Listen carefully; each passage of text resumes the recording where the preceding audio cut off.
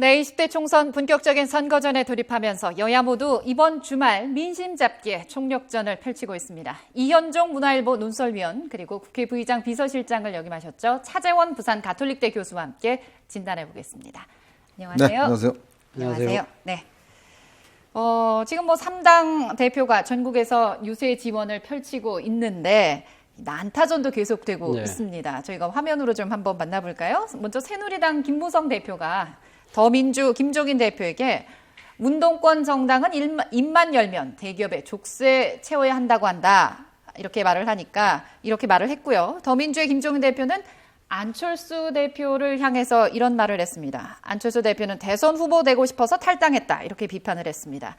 또 국민의당 안철수 대표는 여야 모두에게 거대 양당은 덩치값 좀 해라. 이렇게 싸잡아 비난을 했습니다.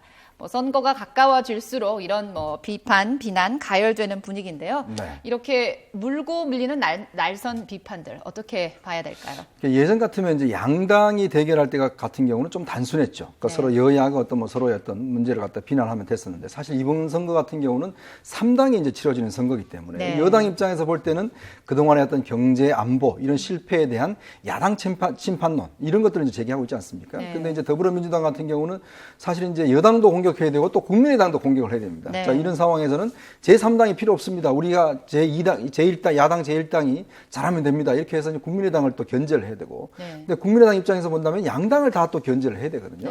그렇다 보니까 선거에서 어떤 뚜렷한 쟁점이나 어떤 서로 또 부딪히는 지점 이런 것들이 예전 선거에 좀 찾을 수가 없고 특히 이제 공천 갈등이 상당 기간 오래되면서 경제 문제라든지 이런 어떤 여러 가지 핵심 이슈들이 성장할 수 있을 만한 배경이 못 됐어요. 그러다 보니까 지금 당장 또 이제 경제 이슈를 들고 나온다 하는데 또 이렇게 하니까 당연히 야권 후보 단일화 문제가 또 이게 쟁점이다 보니까 결국 지금 어떤 정책 이슈보다는 그냥 정치 이슈로서 선거 자체가 그냥 가는 그런 어떤 특이한 현상들을 좀 보이고 있는 것 같습니다. 네, 이번 총선은 공약이 실종된 선거다 이런 얘기를 많이 하고 있습니다.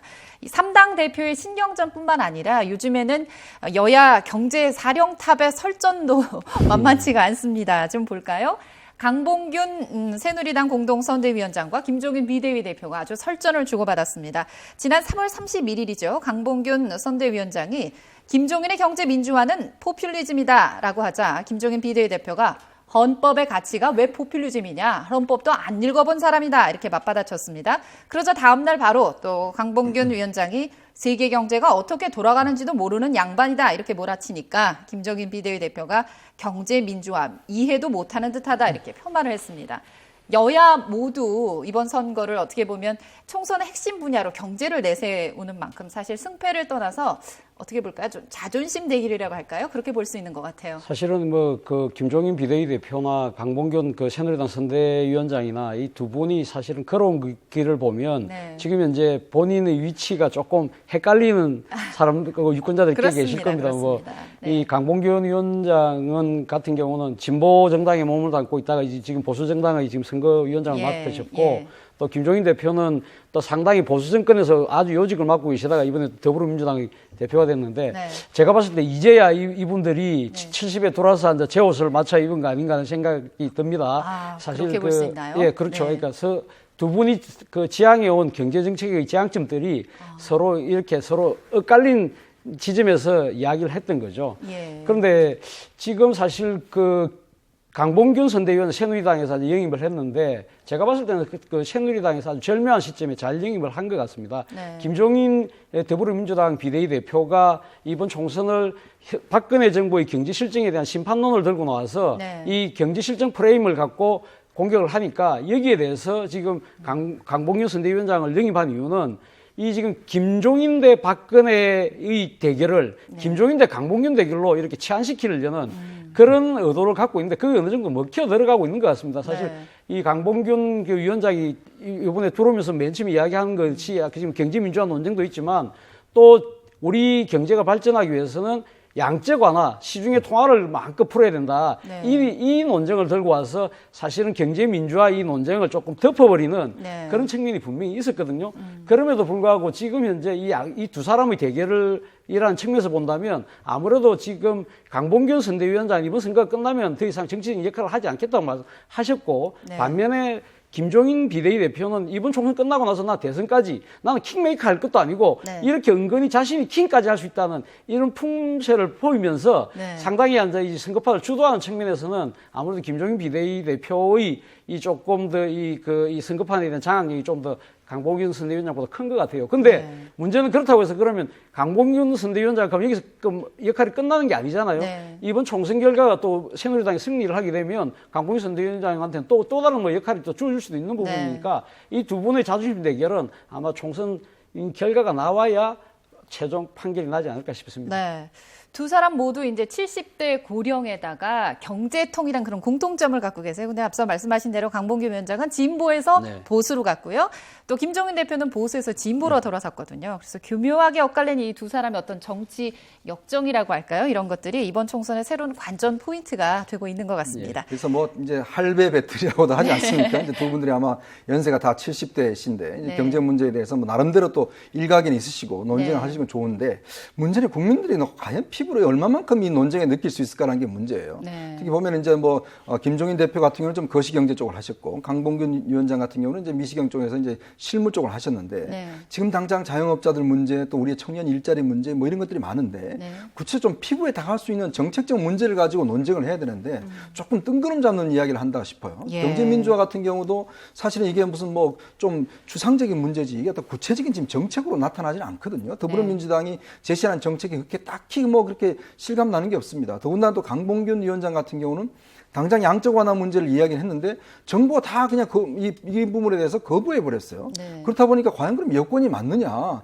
여당 선대위원장이 이야기를 했는데 한국은행장하고 지금 경제부총리가 나서서 그런 전혀 계획 없다. 이런 식으로 아예 논쟁을 닫아버리니까 네. 이 보면은 사실 두 분의 논쟁이 참 이게 뭔가 공허하고 구름 잡는 이야기 같다. 이런 네. 느낌들이 많이 듭니다. 그렇군요. 그런가 하면 이번 공천 파동으로 탈당한 무소속 유승민 의원 역시 친정인 이 새누리당을 향해서 굉장히 공격 수위를 높이고 있습니다. 뭐 무소속의 막말이 나는 한심한 사람들이다 그런 얘기를 했고요. 또 증세 없는 복지는 허구라는 신념은 변함이 없다. 그러면서 연일 공격 수위를 높이고 있습니다. 복당을 생각한다면서 이런 강경 발언 쏟아내도 되는 걸까요? 지금 뭐 유승민 의원 입장에서는 본인의 당선뿐만 아니라 본인과 같은 편에 섰다가 이번에 공천에서 탈락한 네. 이 소위 말해 유승민계 무소속 의원들과 같이 네. 등원해야 된다는 그런 현실적 목표가 더 우선하지 않습니까? 네. 그렇기 때문에 본인의 그러니까 유승민표 정치가 뭔지를 이번 유세 기간 중에 확실하게 보여줄 필요가 분명히 있는 거죠. 그럼에도 불구하고 유승민 의원이 나름대로 유세 메시지를 네. 아주 교묘하고 치밀하게 짜서 소위 말하는 박근혜 대통령과의 정치적 각을 세우는 부분은 조금 기피하면서도 네. 친박과는 각을 세우는 그런 아주 어떻게 보면 분리 전략을 지금 선택하고 있는데요. 그래서 지금 이번에 유세에서도 한 이야기가 박근혜 대통령의 눈과 귀를 가리는 간신들을 척결하겠다. 자신은 네. 그런 이야기를 하는 거죠. 또 하나는 자신이 개혁적 보수를 지향하지 않습니까? 그래서 네. 잘못된 공천에서 드러나는 새누리당의 잘못된 부분을 내가 이번 승리에서 새누리당 복당을 해서 이걸 제가 바로 잡겠습니다. 이야기를 네. 하는 거예요. 세 번째는 또 뭐냐면 유승민 의원 입장에서는 대구의 자존심에 대해 또 호소를 하는 겁니다.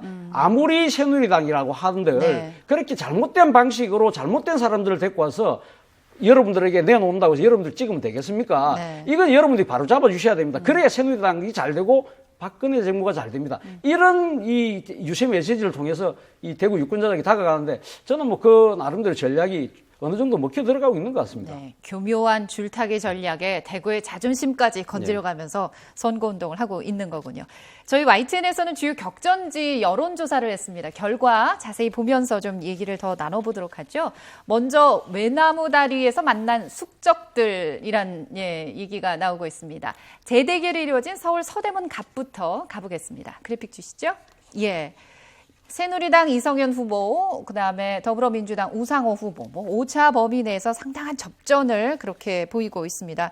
무려 4번을 맞붙어서 2승 2패 아주 팽팽하거든요. 그렇습니다. 이게 전적뿐만 아니라 두 분의 어떤 전력 이것도 사실 비슷하고요. 둘 다 연대 출신이고 또 총학생장 출신이고요. 네. 또 이제 지역구 자체가 이제 연세대학교가 있는 지역이라서 상당히 자존심을 건 대결이 이제 이어지고 있는데 특히 이제 2승 2패 퐁당퐁당했어요, 승리를. 그럼 과연 이번에 이제 마지막 결승전이다. 결국 이렇게 이제 보고 있는데 특히 이제 서대문 같은 경우 지역이 이제 대표적인 스윙보터 지역입니다. 예를 들어서 어떤 여론의 정책의 분위기에 많이 조금씩 좌우를 받는 지역이거든요. 그렇군요. 그런 측면에서 봤을 때는 이제 우상호 후보 같은 경우는 이제 그동안에 이제 386 세대에 대한 어떤 비판적인 여론들 이런 것을 과연 어떻게 극복할 것인가 이게 이제 관건일 테고 이성은 후보 같은 경우는 지금 수도권에서의 어떤 친박 공천 문제로 해서 어떤 새누리당 지지도가 조금 많이 떨어지고 있는 그런 상황이거든요. 그런 것에 대한 영향을 얼마만큼 차단할 것인가. 저는 그것에 어떤 쟁점이 있다고 봅니다. 그러니까 어떤 이 두 후보 같은 경우는 워낙 오랫동안 싸워왔기 때문에 서로 유권자들 인지도라든지 이런 건 굉장히 높거든요. 그런 측면을 봤을 때는 결국은 선거 자체는 어떤 전체적인 분위기와 평가에 따라서 많이 좌우될 그런 가능성이 크지 않나 이렇게 보여집니다. 네. 이미 유권자들에겐 다 알려진 그렇죠. 두 분 다 이제 뭐 의원을 했었던 그런 사람이기 때문에 이번 총선의 어떤 분위기, 흐름이 이 두 사람의 총선 결과에 영향을 미치지 않을까 이런 전망을 주셨습니다. 이번 총선 최대 변수 중에 하나가 뭐 야권 연대입니다. 앞으로 이제 3일 안에 지난 시간에도 얘기를 했지만 이번 주말이 아마 최대 분수령이 될 것 같다 이런 얘기들이 지금 나오고 있어요. 왜냐하면 3일 후에 투표지 인쇄에 들어가니까요. 그렇습니다. 뭐 국민의당 안철수 대표가 단일화에 있어서는 소극적이라보다는 극렬히 반대하는 그런 분위기인데 그럼에도 불구하고 야권 연대 가능성이 아직은 남아 있을까요? 뭐 아직 남아 있다고는 볼 수는 있지만 그러나 그 가능성은 상당히 저는 뭐 희박하지 않나 하는 생각이 들고요. 아까 방금 말씀하신 것처럼 지금 4일부터 이제 인쇄지 투표지 인쇄지 들어가기 때문에 소위 말해서 이 후보 단일화를 위한 골든 타임은 뭐 지금 제깍 지금 뭐 완전히 지금 시간이 다가오는데 골든 타임 안에 즉 4월 4일 안에 그 단일화 되기는 사실 힘들 것 같고요. 그래서 완전 막판 나머지 하나의 가능성은 완전 막판 단일화 여부인데 이것도 그렇게 쉽지는 않을 것 같습니다. 왜냐하면 지금 뭐 김종인 그 더불어민주당의 비대위 대표 같은 경우는 지금 어제 전북 뉴스에서 안철수 대표하고 싸울 상대와 연대할 상대를 바꿔 생각하고 있다는 직설적으로 공개하지 않았습니까? 뭐 문재인 전 대표 같은 경우도 이 국민의당은 벌써 실패한 것 같다. 그렇게 이야기를 해준 식으로 감정적으로 정치적으로 상당히 자극을 한 상황이기 때문에 안철수 대표 입장에 원래 중앙당 차원에서는 단일화가 없지만 지역구 사정에 따라서 맞출 수 있다고는 했지만 그럼에도 불구하고 이런 상황에서 본인이 단일화 손을 잡기가 상당히 정치적으로 사실 이 명분이 별로 없는 상황이죠. 그럼에도 불구하고 마지막 하나의 그 가능성이 있다고 한다면 지금 이번에 새누리당은 국민의당의 이 스탠스를 박수하고 응원을 보내고 있는 거 아닙니까? 이러한 부분들이 국민의당이 어떻게 보면 새누리당의 이중대라는 그런 오해와 착각을 불러일으킬 수도 있기 때문에 막판에 더불어민주당이 어느 특정 지역 몇 개를 그럼 물밑에서 그러면 우리 요구 양보할게. 당신들을 요구하자. 이런 식의 소위 말해 빅딜이 된다면 그런 정도의 빅딜이 되지 않고는 사실 조금 힘들지 않을까. 그런 빅딜 가능성은 저는 마지막 차원에서 조금 남아있다. 그렇게 봅니다. 네, 김무성 대표가 그런 얘기를 했어요. 안철수는 그러니까 야권 연대를 놓고 이제 이런 얘기를 한 거죠. 안철수는 절대 안 넘어갈 것이다. 넘어가면 이 사람은 죽는다. 이런 식으로 해서 어떻게 보면 안철수 국민의당 대표를 약간 자극하는 듯한 그런 멘트를 했습니다. 그렇다면 국민의당이 아닌 더민주와 정의당의 연대는 좀 어떨까요? 손잡은 지역의 상황은? 지금 이제 최근에 인천 지역에서 두 사람이 이제 단일화를 했는데 야권 단일 후보라는 명칭을 쓰는 문제에 대해서 선관위는 뭐 유권 해석으로 된다라고 했는데 법원에서 이제 안 된다라고 결정을 내렸거든요. 그렇다고 본다면 사실 정의당하고의 어떤 후보 단일화 문제는 수도권에서 굉장히 제한적일 겁니다. 특히 이제 그동안 뭐 심상정 후보라든지 뭐 이런 지역 이외에는 제한적일 거고, 그다음에 국민의당 지금 입장에서 보면 지금 비례대표 문제가 사실 걸려 있어요. 왜냐하면 최근에 갤럽 조사에 따르면 비례대표 이제 지지도가 지금 국민의당이 15%까지 올라갔거든요. 그럴 경우에 생각보다는 더 많은 의석들을 좀 얻을 가능성이 있습니다. 그러면 실제 지역구에서는 국민의당 후보가 출마를 만약 해야지만 유리하거든요. 왜냐하면 국민의당 후보 없는 지역에서는 당연히 정당 어떤 투표 자체가 떨어질 수가 있어요. 그러면 지금 예를 들어서 수도권에서 과연 이제 여론조사로 단일화한다는 경우에 국민의당이 이길 수 있는 지역이 몇 군데 없다라고 본다면 그러면 이제 실리적으로 그러면 이래 그냥 가서 비례대표를 좀 많이 얻어서 비례대표 쪽에서 의석을 좀 얻자. 이렇게 현실적인 전략을 쓸 수가 있거든요. 제가 볼 때 아마 안철수 대표에서 그걸 좀 고려하는 것이 아닌가. 즉 명분과 실리를 얻으면 어차피 지금에서 후보 단일화 해봤자 큰 우리가 이길 수 있는 데는 없다. 그러나 비례대표 쪽은 많이 얻고 대신 내 명분을 찾자. 그런 쪽으로 간다면 아마 단일화 문제는 상당히 어려워진 국면으로 가는 것이 아닌가 저는 그렇게 보여집니다. 네. 이 더민주와 정의당이 손을 맞잡은 지역이죠. 네. 경남 창원 성산 이 현역인 강기훈 의원을 두르고 더불어민주당과 연대한 이 노회찬 후보가 앞서고 있습니다. 일부 지역이긴 하지만 단일화 효과를 보고 있는 거죠. 사실 아시다시피 노회찬 후보의 지역은 서울 오은병이었습니다. 그런데 이렇게 창원 성산으로 정의당이 보낸 이유는 이 지역이 단일화가 되면 사실 여기서 당선될 가능성이 높다고 봤기 때문에 무리해서라도 노회찬 후보를 보냈던 겁니다. 이 지역이 사실 과거 민주노동당의 권영길 대표가 여기서 재선을 할 정도로 창원공단의 노동자들이 아주 직결해서 사는 지역입니다. 그렇기 때문에 사실 이 진보의 색채가 강한 동네죠. 그렇기 때문에 이 노회찬 후보가 서울에서 급거 창원으로 내려왔는데 나름대로 전략이 먹혀 들어가고 있는 것 같습니다. 사실 이번에 이 지역에는 더불어민주당의 허승무 후보가 사실 밭을 아주 열심히 갈았습니다. 그럼에도 불구하고 이 문재인 전 대표가 나서서 양쪽 간의 후보의 단일화를 중재를 했죠. 문재인 대표 입장에서는 이 정의당과 이 연대도 상당히 중요한 거 아닙니까? 여기서 하나의 이 토대를 만들어야 수도권에서도 된다고 생각했기 때문에 그렇게 승사를 시켰는데 그 효과를 보고 있는 것 같습니다. 네. 또 새누리당 이른바 옥새파동으로 송파을 지역의 경우에 이제 무공천 지역이 됐는데요. 현재 지지율은 누가 웃고 있을까요? 그래프를 좀 보실까요? 어떻게 보면 반사이익이라고 할 수 있는데요. 더불어민주당 최명길 후보가 지금 가장 앞서는 것으로 나타나 있습니다. 무공천이 되면서 여기 송파구청장 출신이죠. 김용순 후보가 바짝 따라 붙고 있긴 한데요. 네. 그러니까 어떻게 봐야 될까요? 최명길 후보 같은 경우는 이제 대전 대덕에서 지금 이제 공천 경쟁에 떨어져서 사실은 이제 급거 이제 차출된 그런 상황이거든요. 근데 문제는 이제 여기 새누리당이 이제 공천 갈등 때문에 사실 이제 지금 새누리당 후보를 못 냈습니다. 근데 사실상 이제 새누리당 후보로서 김영순 전 송파구청장이라고 보여지는데 제가 볼 때는 아마 이제 공천 후유증이 아직까지는 좀 수습이 덜 된 것 같아요. 즉 이제 새누리당 지지층들이 과연 우리 당 후보는 누구냐? 아직 그랬을 때 아직 김영순 후보 쪽으로 조금 아직 덜 모인 측면들이 있다. 그래서 아마 이제 왜냐하면 이 선거구는요, 18, 19대 때 지금 이제 경제부총리를 가신 이제 유 부총리의 그 지역인데 여기서 상당히 이제 압도적으로 승리를 한 지역입니다. 즉 여당한테 유리한 그런 지역이거든요. 그런 상황에서 지금 더불어민주당의 지지도가 높게 나오는 것은 아무래도 이제 여권 분열에 대한 어떤 반사 효과 그런 측면이 크고 앞으로 남은 선거 기간 동안 얼마만큼 여권이 결집할 것인가의 문제. 그 다음에 이제 최명길 후보 같은 경우도 지금 이제 국민의당 후보가 10.7%나 얻고 있어요. 그러니까 상당한 표입니다. 그럴 경우에 이 후보의 어떤 표를 자체를 어떻게 흡수할 것인가, 즉 야권 후보 단일화 문제가 이 지역에서 결국 이제 나중에 쟁점이 되겠죠. 거기에 따라서 아마 결정될 가능성이 저는 커 보입니다. 그렇군요. 여야 대표 중진 성적은 어떨까요? 먼저 4선에 도전하고 있는 홍문종 후보가 속한 경기도 의정부 을 한번 보겠습니다. 네, 의정부 을. 홍문종 후보 이번 의정부에서만 이번이 6번째 선거인데요. 굉장히 여유로워 보이네요.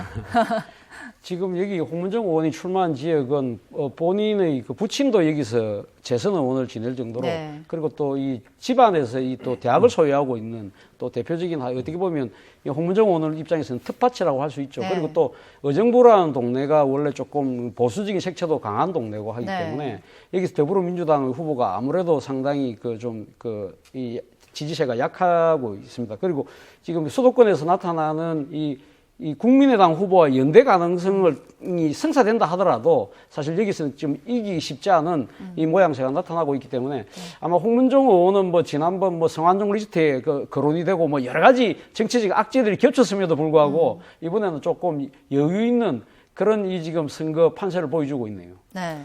그런가 하면 경기도 안양 만안 지역 5선에 도전하는 더불어민주당 원내대표입니다. 이종걸 후보 상황이 녹록치가 않아요. 지금 그래픽 보시면. 이 지역이 상당히 의외의 지역이라고 할 수가 있겠죠. 지금 이종걸 원내대표 같은 경우는 아무래도 지명도라든지 또 최근까지도 원내대표를 했기 때문에 저항 정치에서의 역할 이런 걸로 따지자면 상당히 이제 앞설 거라는 게 상식적인 예상이었는데 지금 그렇습니다. 보면은 의외로 박빙의 승부를 벌이고 있습니다. 아마 그런 것들을 보면 1차적으로 아마 이종걸 원내대표에 대한 이제 정치 활동에 대한 평가 이런 부분이 좀 좌우하지 않나 싶어요. 왜냐하면 지금 후반기 국회 원내대표를 맡으면서 사실 국회가 여러 가지 문제점을 많이 보여줬지 않습니까? 법안 통과라든지 마지막에 또 이제 이 필리버스터라는 걸 했지 않습니까? 그래서 테러 방지법에 대해서 필리버스터를 이종구 원내대표가 사실상 주도한 것이거든요. 이제 그런 부분에 대한 좀 실망감들이 좀 있지 않는가라는 저는 보여집니다. 그렇기 때문에 아마 이종구 원내대표가 좀 고전을 면치 못하고 있는 것 같고, 특히 이제 그 김종인 비대위 체제가 들어오면서 좀 홀대를 많이 받았어요. 비대위원회 뭐 처음에 넣어주지도 않고 김종인 대표가 무슨 뭐 처음에 하면서 당신이 선거 책임질 거냐 이렇게 한다든지 등등 이정구 원내대표 정책 위상 자체가 당내에서 상당히 좀 축소된 측면들 그런 것들이 지역 현장에서 나타나는 것 같고, 그리고 이제 5선 정도 되면요 사실 고비입니다. 왜냐하면 5선 되면 이제 그때부터는 뭔가 대권을 도전하든지 뭔가 해야 되는데 조금 힘든 그런 상황 아닌가 보여집니다. 네, 총선 이제 열 하루 앞으로 다가왔습니다. 주말 민심 잡기에 총력전을 펼치고 있는 여야 전국 상황 살펴봤습니다. 이현종 문화일보 논설위원 그리고 차재원 부산 가톨릭대 교수와 함께 진단해봤습니다. 두 분 고맙습니다. 네, 고맙습니다. 감사합니다.